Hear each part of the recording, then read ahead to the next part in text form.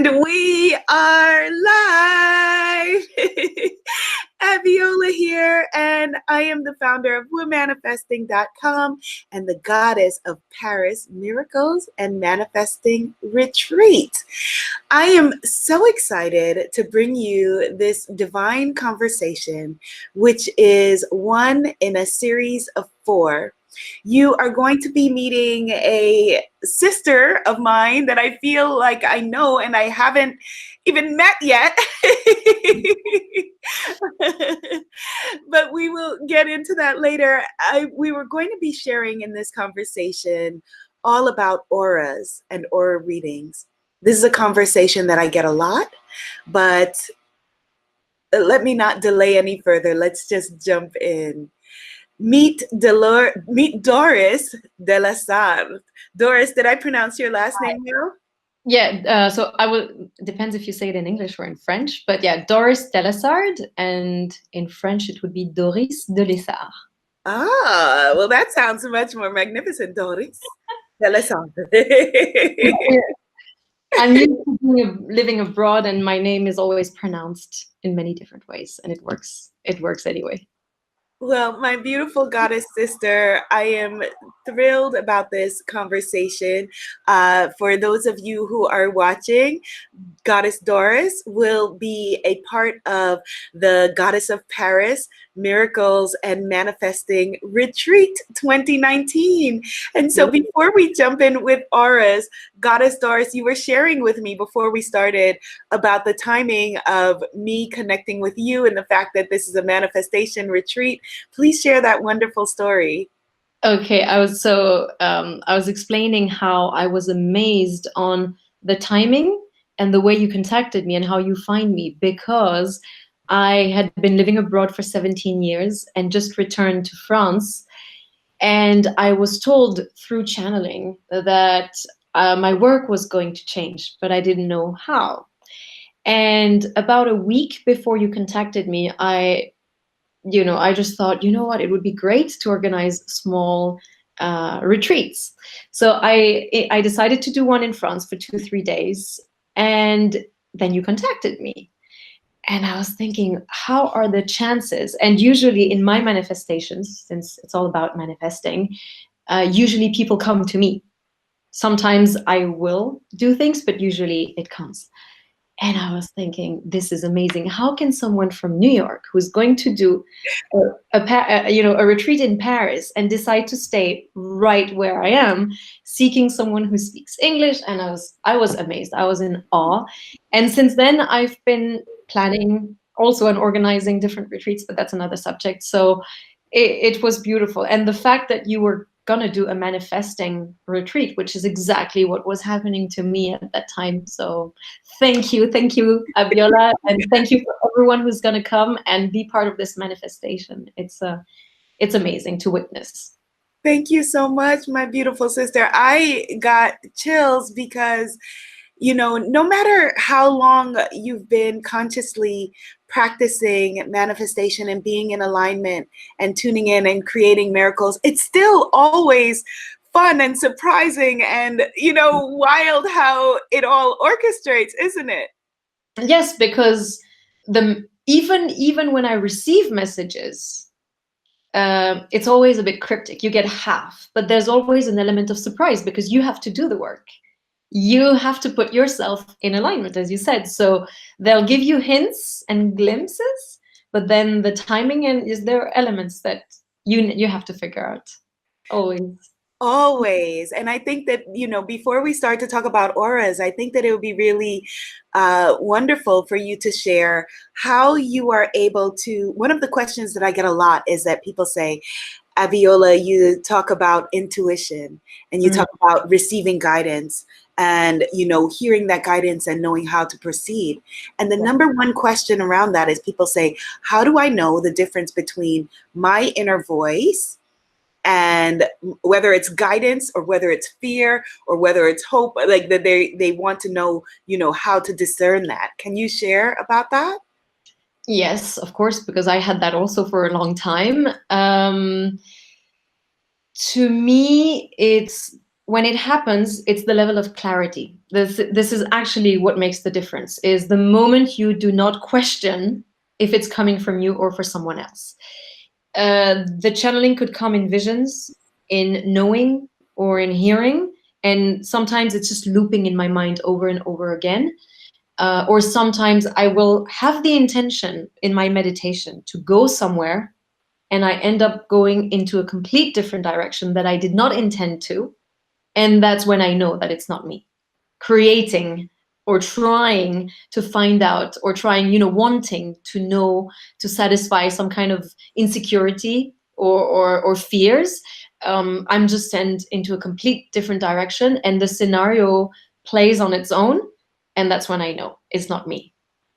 Absolutely. I've had the same experience as well, where there's no way that it could be me because it's something that I wouldn't have thought of.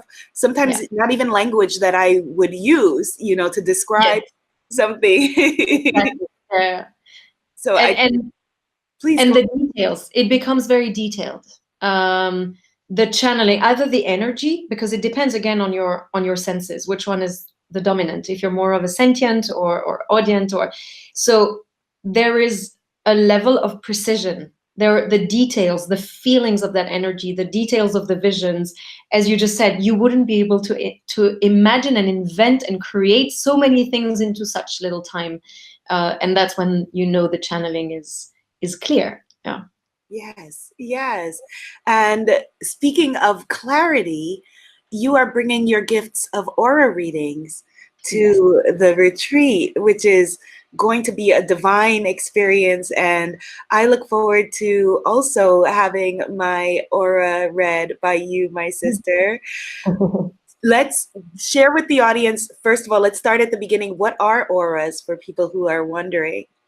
It's a big subject. The aura is actually what holds you together. Let's put it this way. You feel that you're physical, you feel that you're solid matter, but it's actually only atoms vibrating one next to the other. And in order to stick together, there are forces. There are forces that are applying, and you have different dimensions that are coming into play. So you have the physical, you have the first dimension, second dimension, third, and so on. So when you come to life, when you're born, there is almost like an energy egg that goes down onto Earth, that loads all your characteristics, your personality, your karmic baggage. It just comes down onto Earth, and then through birthing or through your parents manifesting your existence, you come into this world, and this energy egg is holding the matter together.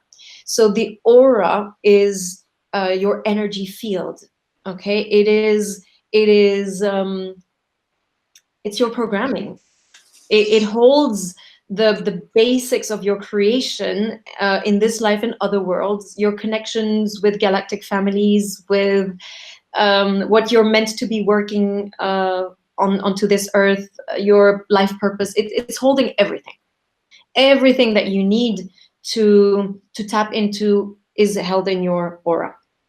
So it comes from your physical reality, whether it's a disease or it's an emotion or it's an energy. And sometimes people are talking about negativity, positivity. Everything is held within. So once you tap into the aura, and that's what's interesting, is that depending on the healer and their abilities, you can access different things. So with me, maybe, and it's not, by the way, it's every reading is unique. I don't have a set pattern, and I wouldn't do only karmic. I never choose. I allow myself to witness, to open the channel, and then what comes through is always what I believe is what the person needs in that specific moment. So that's how I would define, what the aura is really, it's a shell, it's an energy shell that holds you together and that contains everything about you and everything about the universe. That's one of the most beautiful descriptions that I think that I've heard about auras. Thank you so much for that. Did you always know that you could read auras? How did you receive this gift or guidance? Okay. No, not at all. I was always curious and interested in spirits since I'm young. I think I just scared myself at some point and I backed off. But I was inspired. I think in my family, I always heard my aunts talking about past life regressions and tarot card reading, and it was in the air, and it resonated with me. When I heard that, I felt this seems true. I'm sure I've had past lives, but I couldn't tell how and why. And I was 12 at that time. I'm 35 now. And I just put it aside, and gradually, so I lived in India for 13 years, and at first I was not spiritual. Even though I knew I was always guided, I did feel that I had my lucky star, and I could feel some intuition, some strong intuition, and the ability to read through people's eyes. But it was not clear that this was a gift. It felt like a natural physical ability that I had. And how it happened to me is that I went through hypnotherapy. I had a small infection in the palms of my hands, and I was going to go and see a dermatologist, but a friend of mine said, no, go and see this healer. And it's like as if she pulled a thread, from the palms of my hands, and she pulled out all my emotional blocks or whatever it was, my mommy daddy issues and so on. And within 4 sessions, my life changed radically. I started having visions. I started having predictive dreams.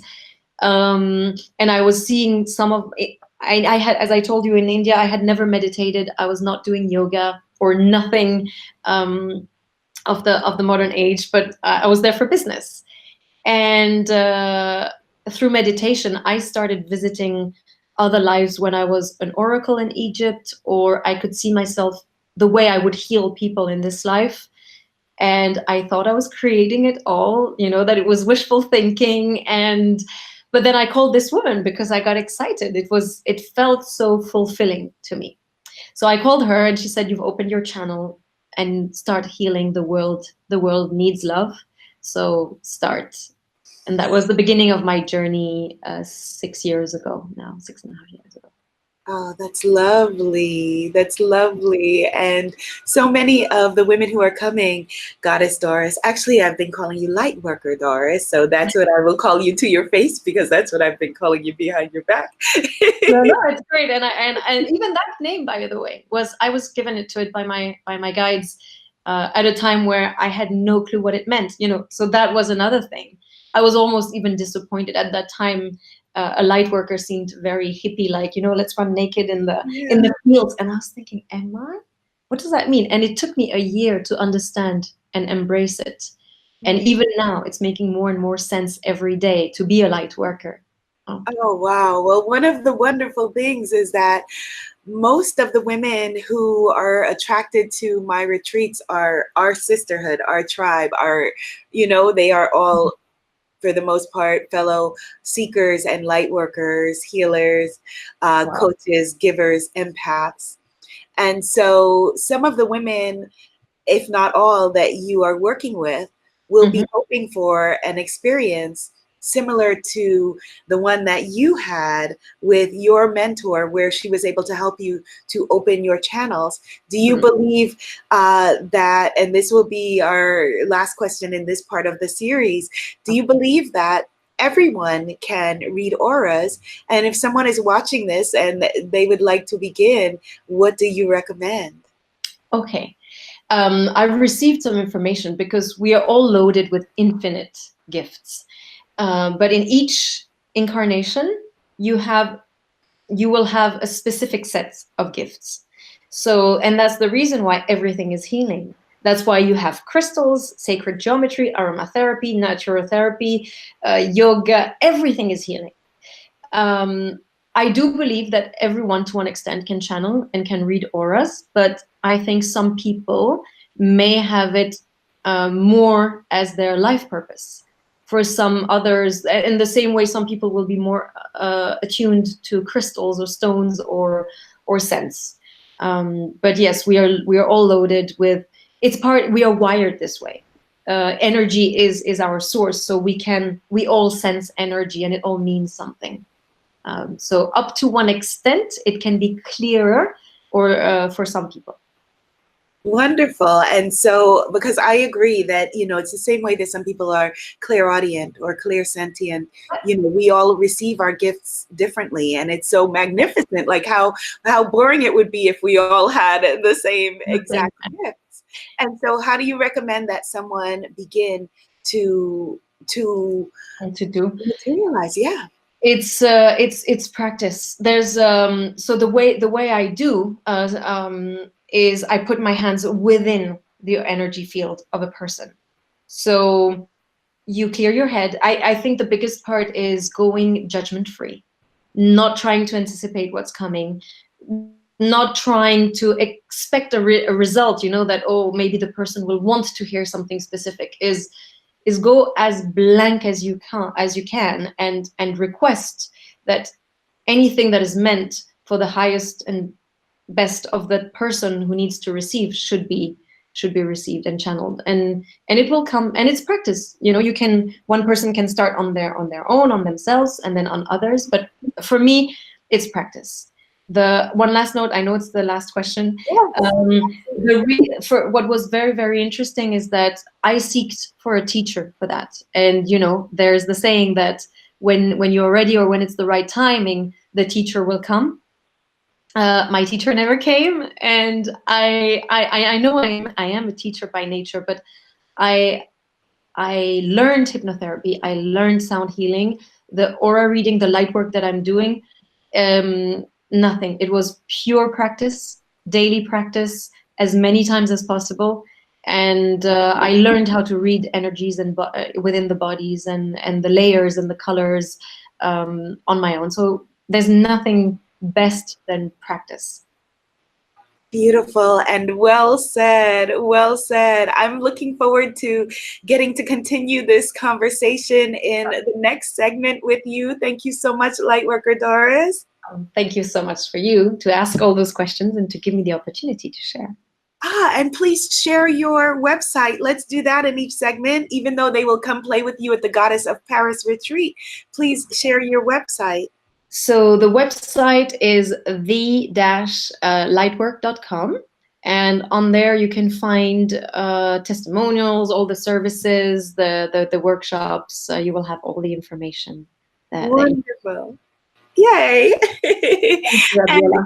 And if you were guided to this video, I believe firmly in my heart, soul, and bones that it's for a reason. And if you're feeling guidance to come and play with us at the Goddess of Paris Miracles and Manifestation Retreat, I look forward to seeing you there. Do tune in to the other videos in this series where Lightworker Doris will be sharing with us her gifts of, we'll be talking about hypnotherapy, which I'm excited to talk about because it's something that I'm studying as well. We will be also talking about sound healing, which those of you who are familiar with me and my work is something that that is dear to my heart as well. You can learn more about the Goddess of Paris Miracles and Manifesting Law of Attraction Retreat at goddessofparis.com. goddessofparis.com. Bye. Bye-bye.